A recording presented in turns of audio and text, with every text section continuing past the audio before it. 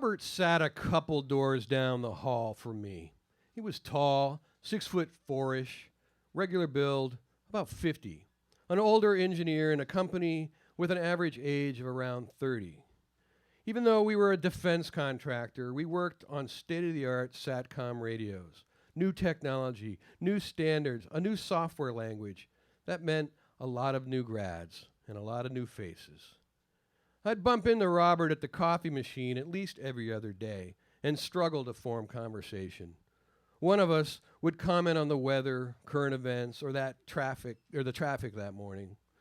He was a shy man, a nervous, minimal eye contact type, uncomfortable in his own skin, you might say. He spent most of the day working in his office with the door nearly closed. Sometimes at lunch, I would pass by him outside in the commons area at one of those picnic tables, sitting by himself and reading a paperback. We developed one of those smile and wave acquaintances. Near the end of '85, we were assigned to the same new project team. He would be the mechanical engineering lead and me the radio design guy, which meant we were going to work a lot together. Our break room exchanges soon transformed into regular visits to each other's office to discuss requirements and design strategies. Our conversations grew only slightly less stammered. It was about a month or two after this that one Friday, Robert made the rounds visiting each member of his department and the project team, meeting one-on-one to inform each of us that over the weekend he was going to become a woman, and that from Monday forward he would be going by the name Roberta. When he came to my office, I remember that as he spoke, he looked me directly in the eyes, not averting his as he usually did. I waited for the punchline, even though a joke from Robert, especially one like this, would have been a surprise, although no more a surprise than what he was actually telling me. After he finished his well-rehearsed announcement, the best I could come up with was, "Well, thanks for letting me know." He nodded and said something to the effect that he was sure it would take some time for everyone around here to get used to this, but he had faith that it would not affect our work together. Now, I don't remember what I said to this. I probably agreed. I was hoping my stunned veneer did a passable job at hiding my holy shit internal reaction. Robert smiled and left to tell whoever was next. You got to realize, this is 1985. I was 27. I was naive. Sure, I grew up in the liberal, progressive People's Republic of Vermont. We were open-minded, yeah. But Vermont in the 70s still had about as much diversity as a frickin' Klan meeting. But I was into Bowie and the New York Dolls, into their gender-bending shtick. I saw Rocky Horror a couple times and threw the rice and stuff. But I don't think the term transgender even existed yet. Back then we had transvestite and transsexual, and I'm really sure I didn't know the difference.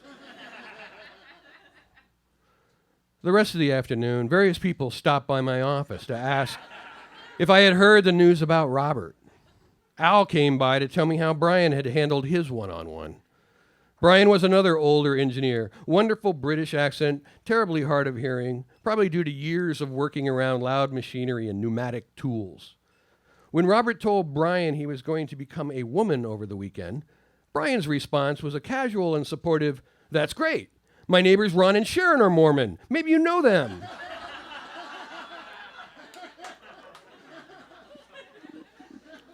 After Robert stopped Brian and more distinctly said, "woman and not Mormon," Brian covered nicely by saying, "Well, that's different, isn't it?"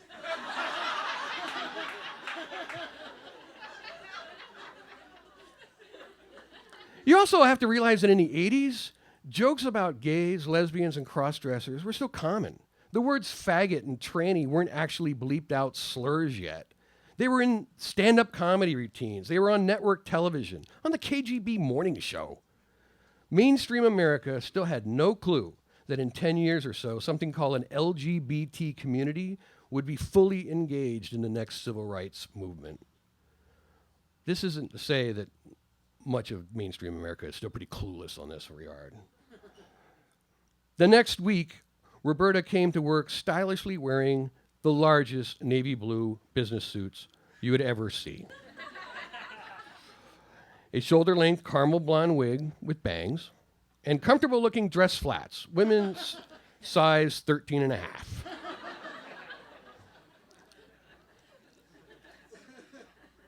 Robert was a big man and not particularly handsome, but Roberta did the best she could with him. It took a couple weeks for most of us to stop seeing Robert in drag and start seeing Roberta.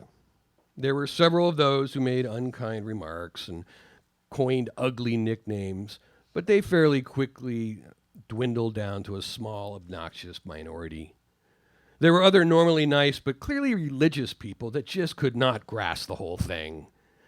But they clung to a sense of professionalism and were stoically tolerant. But as you would expect, the group least prepared to deal with this was HR.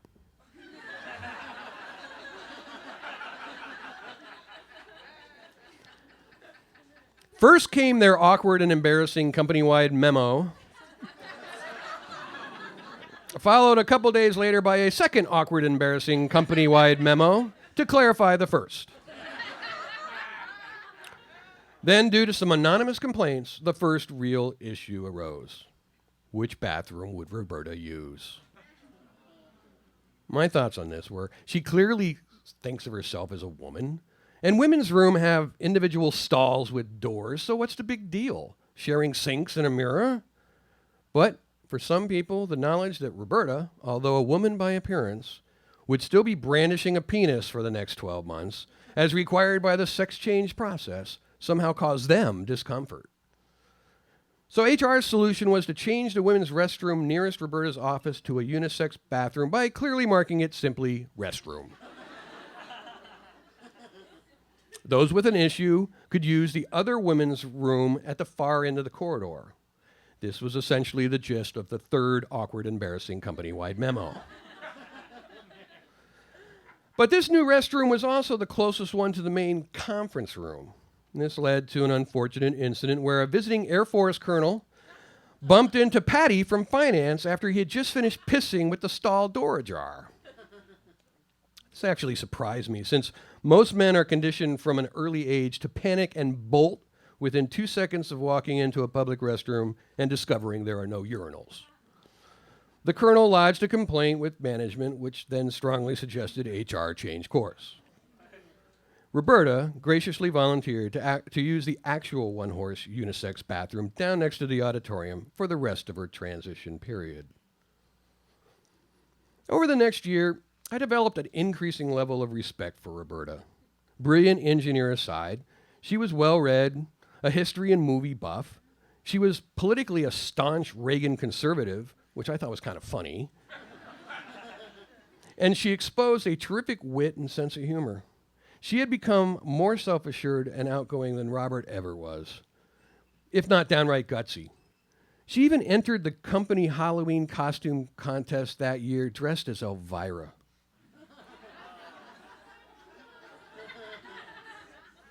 This was not a pretty sight, but she raked in a shitload of votes. In another beautiful episode of Double Irony, when a Dress for Success seminar inexplicably kicked off National Women's Career Week, at our company, Roberta won the door prize, a $300 Lancome makeover. Seriously, you can't make this stuff up. It was probably sometime in the early 60s that men named Richard caught on and stopped using the nickname Dick. But not Dick Edwards. Even though he was a civilian contractor working as a project auditor for the Air Force, most of us referred to him as Major Dick. At the first customer design review, he intentionally gave Roberta a hard time, more so than he gave any of the rest of us, challenging her design assumptions and questioning her approach. At the time, it wasn't clear if he knew Roberta's story or if he was just a jerk to all women that were smarter than he was.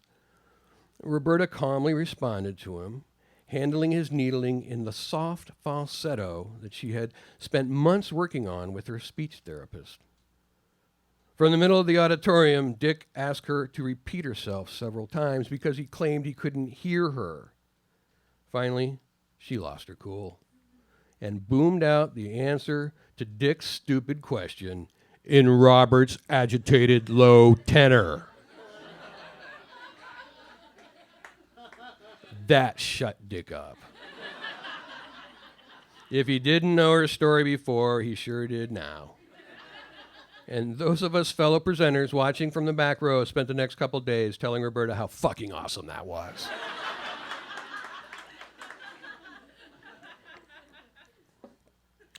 Months later, in my office while we were debating a design issue, I finally gave in and offered up my standard concession. Okay, let's do it your way. What's the worst that can happen? It's not life, it's just a job.